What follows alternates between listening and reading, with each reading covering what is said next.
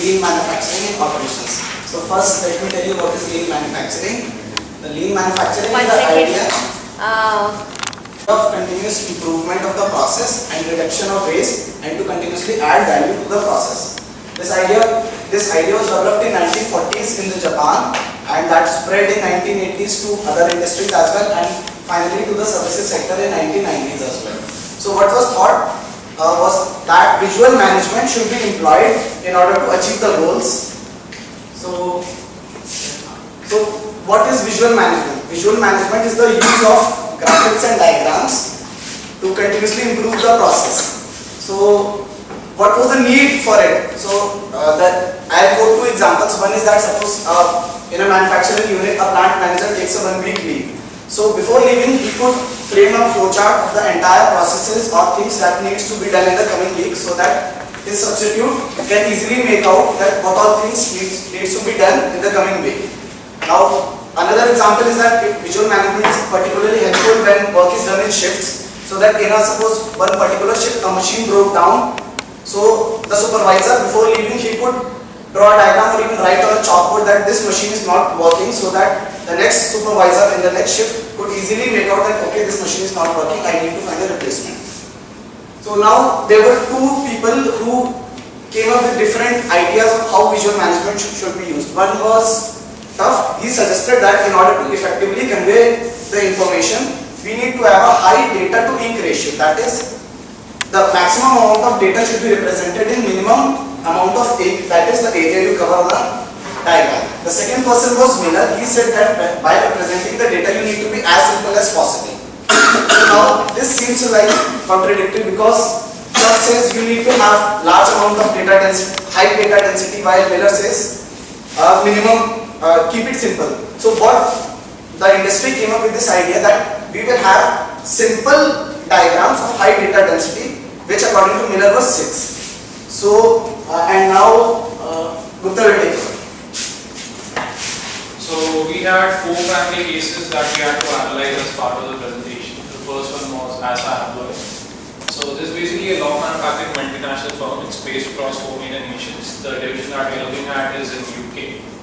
The shop floor is organized into multiple cells. Basically a manufacturing firm, there are different parts, so they bring them from the production line. The assembly happens in different cells. Okay? There is a cell manager and there are different workers at that end.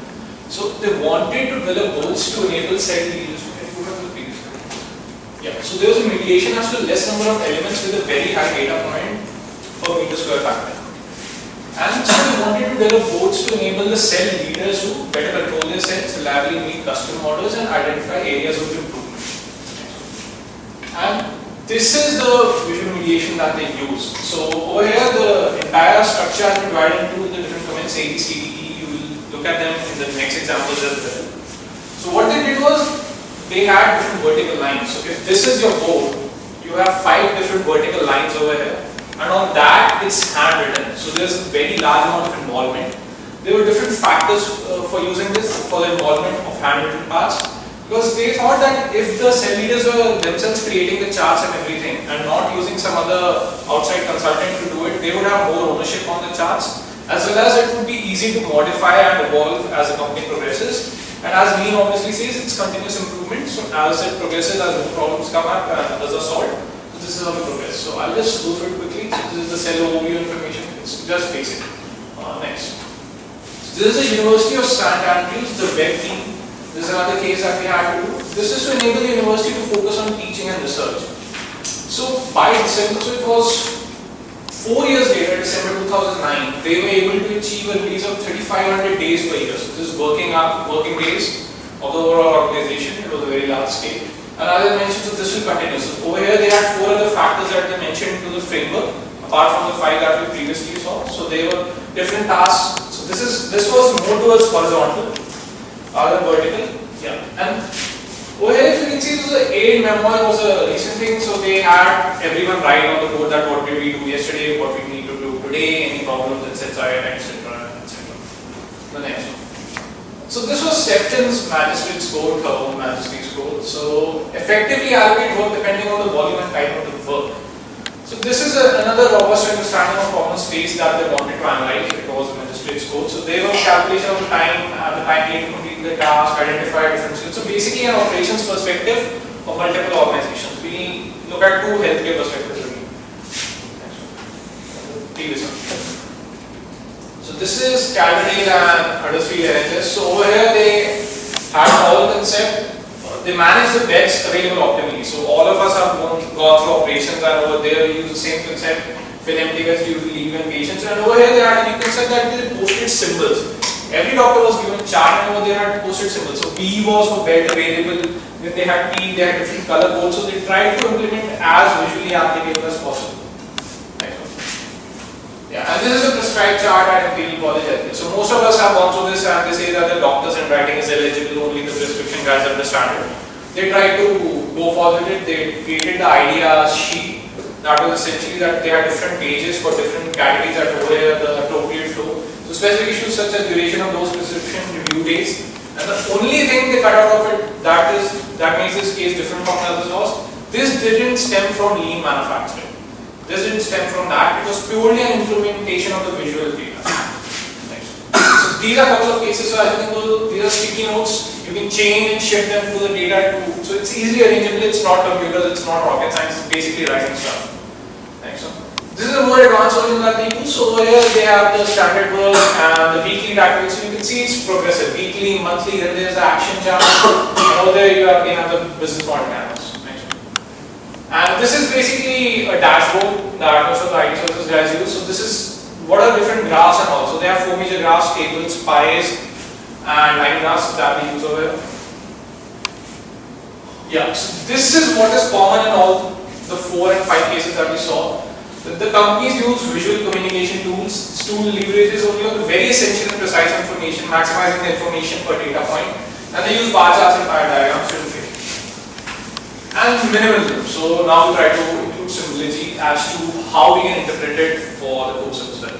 So minimalism in the arts began post World War II Western art. The concept was to reduce. So basically something if you can take an allegory. From there, over here we are reducing and lean also we reduce. To strip everything down to its essential quality and achieve simplicity. That's a basic concept. The idea is not completely without ornamentation. You can use a little amount of color, you can use some diagrams, but it has to just be highlighted. The rest is just diagrams, a little bit of text. What does it look like? Anyone can suggest a caption. Wake up. Anyone suggest a caption, please? I like that. Anyone? Yes. Oh. Next. You will actually close this. Lovers by Jack Russell. So this is a quote from there. It succeeds to catch those moments and transform them into clean, calm, and at the same time intensive images. The clear lines and colors easily make us focus on the subjects and stare at them for a long time. If you go to the slide previous to the image, it is basically the same thing in lean manufacturing, minimalism. And yeah, so yellow tags that we saw over there, they were basically for colors. Now we're going to take over. So what they used to do was they have this board.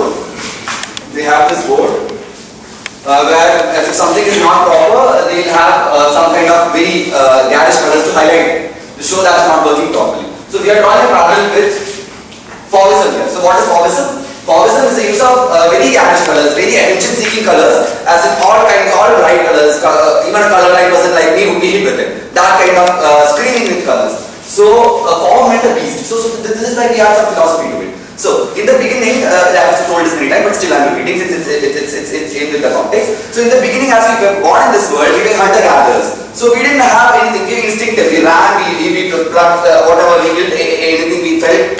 So they were very instinctive in that sense. After that, we graduated to agriculture, then we got into industrial revolution, then the IT revolution came, and we are the most structured species on the entire planet. So what happens suddenly is these structures become very imposing. There's no freedom here. So Fauvism as an art movement meant beast. So we are calling back to nature. We are calling back with all intensity towards nature, screaming in colors. So that's what Fauvism is. Exactly. Look at the colors. We are calling back to nature. We belong to nature. So we are having the rebellious tone towards nature for us to return. So exactly the same thing with the manufacturing, the lean manufacturing. When you use a red color over there, It's telling you this is the thing that is trying to bring down your structure, so take care of it. So this is bothersome in some ways. Here we are trying to go back, there is this line telling you this is the thing that's threatening a structure, so please take care of that first. So you should catch others over there, that's one thing we found out. And next, so another thing which we saw was all these boards, only the layout was given by computers, the rest we filled with our hands, organic filling. Very organic, which is more involving. We would like to draw a parallel here, because what's happening to education right now, they come with PPTs and put it over the board. Most of the professors in this college, they come with PPTs and project it. But the point is, when I am drawing something, when I am drawing something on the board, let's say I am drawing the supply demand curve on the board, I am organically involved here. So when I am sketching this, you are also tracing it in your mind, isn't it? So there's much more involvement, and that's where we feel they're using art. They're not using photography, they're using art here. It's much more involving. Art or portraits are much more involving than a snapshot. Exactly the same thing they're using in these things. And one more thing I wanted to say was about perfection. When something is very perfect in this world, very perfect as information, very perfectly displayed, it's very difficult to relate to it. So some kind of imperfection when you're doing it with hand, it's a personal thing. So I feel it's more relatable. So that also helps in this. Yeah, so the managing condition that we tried to, so we were very opportunistic that we had 4 cases already present in the overall booklet for us to apply, so we applied it previously. This is the enterprise-wide communication that was leveraging tools from operational analytics as well as graphical symbols. The frameworks of the past bolded campaign practice framework, we tried to analyze all of the cases with them. Only the past bolded. So over here, some of them are applying to specific cases, but the past bolded constitutes a framework more or less apart from these last two. Identify outliers and showcasing continuous improvement. They are included previously. So this basically forms a part of the framework. If we organize, we come around to 8 points. We can analyze all the cases through this one. And yes. Yeah. Again, please wake up, all you. So this is something we are thinking one second. I just want to say something. The point is you're making this thing on art, right? So art has to be inclusive. So it feels very unfair to us that we present something and we don't involve you. Art is socialism. It's about involving everyone in this place. So we have this exercise for you. It's about minimalism, lean manufacturing and posters. The modern day art movement which is going about movies and posters. So we have admission here, yes. So we'll give you hints. It will be very quick depending on how much you watch. Yeah. So yes. What is this? This is a series. Can anyone guess what this is? Okay, good. It's desktop. It just laughs, he puts, he kills him. What is this? Next one. Oh, okay. Who guessed it? We don't have goodies, I can promise you. What is this?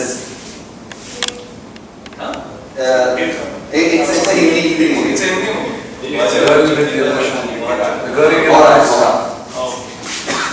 What is this?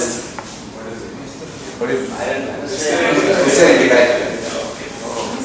What is this?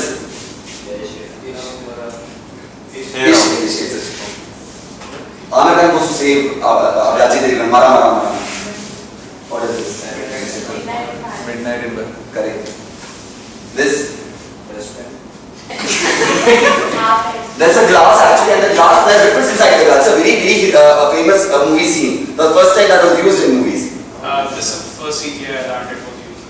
Yeah, the ripples are the glass is kept at the back of a car and then it keeps shaking if you remember. And the small kid looks at it. Yeah. Exactly. What is this? This Hindi, it's a Hindi movie. And there is a picture. What? No. The dirty picture. Dirty picture, yeah, I think it is. This one. What is this? Huh?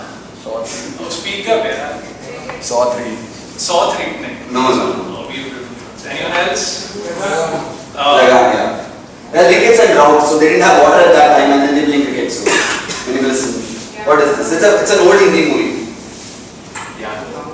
Yahoo, so Jangli. Yeah, Jangli. It's a song from Jangli. Yeah.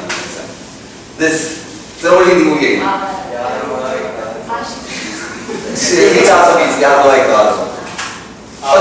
is a bit of a you can't answer. You know. So the clue is it's a Sunny Deol movie. Tariq.